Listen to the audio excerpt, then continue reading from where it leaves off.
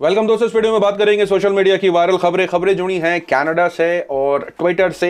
रविशंकर प्रसाद से गाजियाबाद का नया अपडेट है, एक तीसरा मोड़ आया इस कहानी में। इस वीडियो में शेयर करेंगे, पूरी वीडियो अंत तक देखिएगा। शुरुआत करते हैं आपके साथ कनाडा के हवाले से क्या अपडेट है। कनाडा में हुआ था पिछले हफ्ते, एक मुसलमान परिवार के ऊपर एक 20 साल के लड़के ने ट्रक चढ़ा दिया, जिसमें से सिर्फ एक 9 साल का बच्चा बचा, बाकी पूरा परिवार खत्म हो गया। एक बुरी खबर निकल के आई और उस बच्चे के उस हमले को वहां के प्रधानमंत्री यानी जस्टिन ट्रूडो ने आतंकी हमला भी बताया। उनके फ्यूनरल में भी गए और हजारों की तादाद में लोग उनके फ्यूनरल में गए। मामला यहां खत्म नहीं हुआ, मामला तो अब शुरू हुआ है। शुरू ऐसे हुआ है कि उस 20 साल के लड़के ने, जिसने पूरे परिवार को खत्म कर दिया, उस लड़के के सपोर्ट में कैन हिंदुत्व, जी हां, कनाडा के हिंदुत्व ग्रुप जो है वो रैली निकाल रहे हैं, क्योंकि प्रधानमंत्री जस्टिन ट्रूडो ने उस हमले को आतंकी हमला बताया था। उस लड़के के ऊपर टेरर चार्जेस हैं। इस टेरर चार्जेस को हटाने के लिए प्रोटेस्ट हो रहा है, रैली निकाली जा रही है। और रैली निकाल कौन रहा है? रैली निकाल रहे हैं can Hindutva with Ron Banerjee as a director नाम से एक ट्विटर पेज है। इसके अंदर वो सारी रैलियां शेयर की जा रही हैं और रैलियां निकालने की बात हो रही है, ताकि उस 20 साल के लड़के के ऊपर से वो टेरर चार्जेस हटे, जिसने पूरे मुसलमान परिवार को खत्म कर दिया। यह अपने आप में चौंका देने वाली खबर है, जहां वहां के प्रधानमंत्री ये बयान देते हैं कि इस्लामोफोबिया रियल है और हमें नफरत से लड़ना चाहिए। वहीं यहां ये खबर निकल के आती है कि वहां के कैन हिंदुत्व ग्रुप रैली निकालेगा उसके सपोर्ट में, जिसने उसके पूरे परिवार को खत्म कर दिया, मुसलमान परिवार को। उसके सपोर्ट में वो रैली निकाल रहे हैं ताकि उसके ऊपर से टेरर चार्जेस हटे। और वो अपने ट्विटर से इस रैली को शेयर करते लिखते हैं कि कनाडा हैज गॉन फुल शरिया। मतलब अपने आप में चौंका देने वाली ये रैली भी है। एक झलक इस रैली में डालें। That is the truth. Everybody's afraid to say it. To tell the truth in this country. It is an Islamic terrorist attack. We need to call it an Islamic terrorist attack. वहीं दूसरी तरफ share करते हैं आपके साथ Twitter को लेकर के क्या चर्चा है। ट्विटर को लेकर चर्चा यह है कि ट्विटर समेत और बड़े सोशल मीडिया प्लेटफॉर्म्स को नए आईटी रूल्स का पालन करने को भारत सरकार ने कहा था। अब हुआ यह है कि सारे प्लेटफॉर्म्स ने तो अग्री किया, लेकिन ट्विटर का कल आखिरी दिन था और ट्विटर ने वो अपने प्लेटफॉर्म पर लागू नहीं किया। और यही वजह है कि गाजियाबाद मामले में ट्विटर के ऊपर भी एफआईआर हुई है। पूरा मामला असल ऐसा है कि ट्विटर जो है वो खो चुका है अपनी इंटरमीडिएरी स्टेटस, यानी आप कभी उनके प्लेटफॉर्म से कोई वीडियो शेयर कर दे, कोई फोटो शेयर कर दे, कोई फर्जी खबर शेयर कर दे जो आपत्तिजनक हो सकती है, नफरत फैलाने वाली हो सकती है, फर्जी हो सकती है, तो सिर्फ वो आदमी, जो शख्स उसको ट्वीट करता है, वही नहीं, उसी के ऊपर एफआईआर नहीं होगी, ट्विटर के ऊपर भी होगी।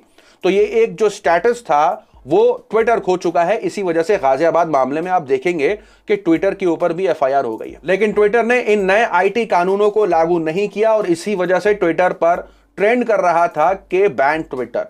सोशल मीडिया पे एक तरफ यह खबर आई जहां ट्विटर ने इन कानूनों को लागू नहीं किया, तो दूसरी तरफ रविशंकर प्रसाद के ऊपर सवाल खड़े ऐसे हो रहे हैं क्योंकि पिछली बार वो खुद खुश थे ट्विटर से ये कहते हुए कि freedom of expression and information sharing has got a new strength from social media.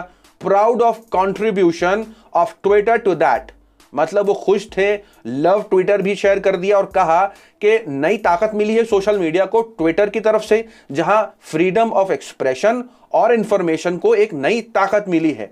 अब यही ताकत जो है वो कहीं ना कहीं सरकार को परेशान भी कर रही है और यही वजह है जिसकी वजह से नए कानून सरकार ट्विटर पर लादना चाहती है और ट्विटर उन कानूनों को एक्सेप्ट नहीं करना चाहता। बात यही नहीं रुकती। ये ट्वीट रविशंकर प्रसाद ने 2016 में किया था, तो लोग इनके इस ट्वीट को शेयर करने लगते हैं और ये कहते हैं कि लव यू ट्विटर से अब लीगल एक्शन हो रहा है ट्विटर के ऊपर।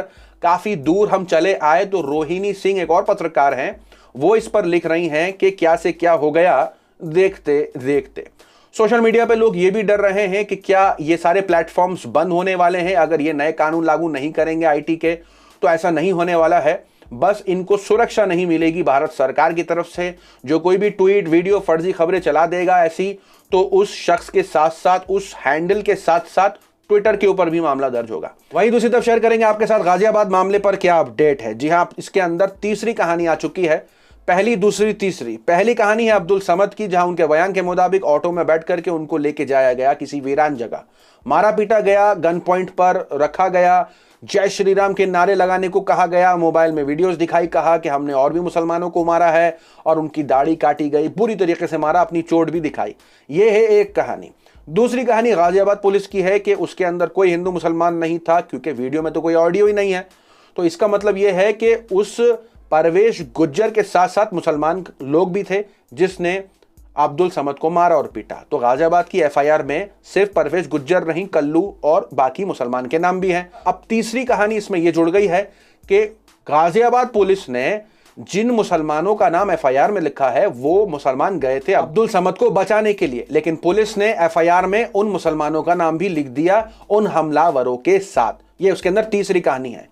लेकिन आपकी जानकारी के लिए बता दें, जब गाजियाबाद पुलिस ने इस पूरे मामले को कम्युनल एंगल से हटाते हुए कहा कि इसके अंदर कोई हिंदू मुसलमान नहीं है और वो हमला जो हुआ था वो तावीज के बिना पर हुआ था, क्योंकि परवेश गुज्जर ने अब्दुल समद से तावीज खरीदा था, जहां उनको तावीज बेचा गया था अब्दुल समद के द्वारा, लेकिन काम नहीं आया परवेश गुज्जर के, उसका असर उल्टा हो गया, जिसकी वजह से परवेश गुज्जर को गुस्सा आ गया और गुस्से में उसने ये सब कर दिया, और उसके साथ ही मुसलमान भी थे।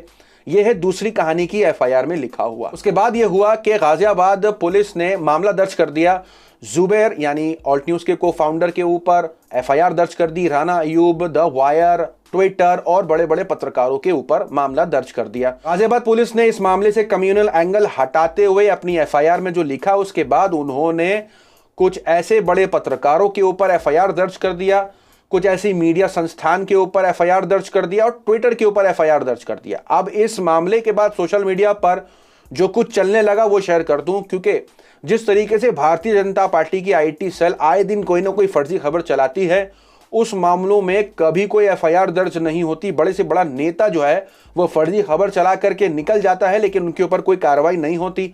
सोशल मीडिया के यूजर्स ये शेयर करने लगते हैं, तो कुछ यूजर्स ये भी शेयर करने लग जाते हैं कि 50,000 लोगों के सामने मुसलमानों को जिस तरीके से ये भाई नहीं कसाई हैं, क्या हम मुसलमानों को मार नहीं सकते। हरियाणा के सूरजपाल आमू का बयान आया था, उस बयान का हवाला लेते हुए कहने लगे कि उनके ऊपर तो कोई एफआईआर हुई नहीं, लेकिन यहां पर विथ प्रूफ किसी की वीडियो शेयर करी है, क्योंकि पहली वीडियो म्यूट थी तो दूसरी वीडियो शेयर करी है जहां उनका खुद का बयान है, लेकिन पुलिस ने एफआईआर दर्ज कर दिया ये कहते हुए कि इसमें कोई हिंदू मुसलमान नहीं, जबकि पीड़ित ने खुद कहा है कि उसको जय श्री राम के नारे लगाते हुए मारा गया है और बोला गया है जय श्री राम के नारे लगाओ। तो सोशल मीडिया पर जुबैर और बड़ी बड़ी जो न्यूज एजेंसी हैं, पत्रकार हैं, उनके एफआईआर की आलोचना होने लगती है कि उनके ऊपर एफआईआर क्यों हुआ। वहीं बड़े बड़े पत्रकार ये भी कहने लगते हैं कि पुलिस कब से फैसला सुनाने लगी। अगर पुलिस फैसला सुना रही है तो जज को दरखास्त करने, कोर्ट की जरूरत ना हो तो पुलिस कौन होती है इस पर फैसला करने वाले। तो बड़े बड़े पत्रकारों की तरफ से इसको लेकर के आलोचना होने लगती है कि पुलिस कब से फैसला करने लगी। लेकिन इन्हीं दौरान आ जाता है अब्दुल समद के बेटे बबलू सैफी का बयान। बबलू सैफी का जब बयान आता है तो सोशल मीडिया पे हड़कंप मच जाता है और लोग शेयर करने लगते हैं उस बयान को, जहां अब्दुल समद के बेटे के मुताबिक गाजियाबाद पुलिस ने एफआईआर में जो भी कुछ लिखा है वो उनके बेटे के मुताबिक मनगढ़ंत है। तावीज तो दूर की बात है, उनका ऐसा कोई कारोबारी नहीं है, वो करते हैं कारपेंट्री, उनका पुरखों का काम है कारपेंट्री का, तावीज से क्या लेना देना। एक झलक उनके इस बयान पे डालें। ठीक है। और ये जो तावीज वाली बात चल रही है पूरा, ये सारी पुलिस की बेबुनियाद बातें हैं। केस को डाइवर्ट किया जा रहा है, दूसरे एंगल की तरफ मोड़ा जा रहा है। इसमें हमारा कोई रोल नहीं है, तावीज का कोई काम नहीं है। हमारा पुश्तैनी काम लोहार बढ़ई का है, जो काम हम करते हैं। मेरे भाई ने क्या नाम है एक ITI भी की हुई है कारपेंटर के काम की, मैं भी खुद कारपेंटर का काम करता हूँ। मेरे यहाँ पे आज भी लोहे और लकड़ी का काम होता है। साथ ही साथ अब्दुल समद के बेटे बबलू सैफी ने यह भी कहा कि पुलिस ने अपनी एफआईआर में यह लिखा है कि अब्दुल समद जो है उन लोगों को पहले से जानते थे, जबकि हम यहाँ के रहने वाले हैं ही नहीं, तो उन लड़कों को जानने का सवाल ही पैदा नहीं होता। हमारा कोई वहाँ लिंक नहीं, हम यहाँ के रहने वाले हैं, डिस्ट्रिक्ट विलेज शहर के लोग, शहर जहाँ आप आई हो। हमारा वहाँ कोई लिंक नहीं, रिश्तेदारी वगैरह है जो सभी की होती है, एक दूसरे की। वहाँ की रिश्तेदारी का लिंक है हमारा, लेकिन जिन लोगों के साथ वारदात हुई है ना ही तो हम लोगों को जानते हैं ना ही पहचानते हैं, हमारा उनसे कोई लिंक नहीं। अब्दुल समद के बेटे बबलू सैफी के बयान के मुताबिक गाजियाबाद पुलिस ने मनगढ़ंत एफआईआर में जो कुछ लिखना था अपने मन से लिखा है और उनके फादर का यानी अब्दुल समद का बयान सही से नहीं लिखा। इसको लेकर के वो काफी नाराज दिखे और इंसाफ की मांग कर रहे हैं। इस वक्त इस वीडियो को शेयर करते हुए लोगों के साथ लोग शेयर कर रहे हैं और इस बयान को बता रहे हैं कि जिस तरीके से पुलिस ने इस मामले को तावीज से जोड़ने की कोशिश करी तो इनके बयान के मुताबिक ये कारपेंटरी करते हैं। इनके बयान के मुताबिक इनके फादर जो कह रहे हैं वो सही है और एफआईआर में जो कुछ लिखा गया है वो सही नहीं है। गाजियाबाद पुलिस ने एफआईआर में अपने मन से लिखा है, ऐसा बबलू सैफी का बयान सामने आया। आपकी क्या राय है? इन सारी खबरों को लेकर कमेंट पर जरूर बताएं। मिलते हैं आपसे अगली वीडियो में, तब तक के लिए अपना ख्याल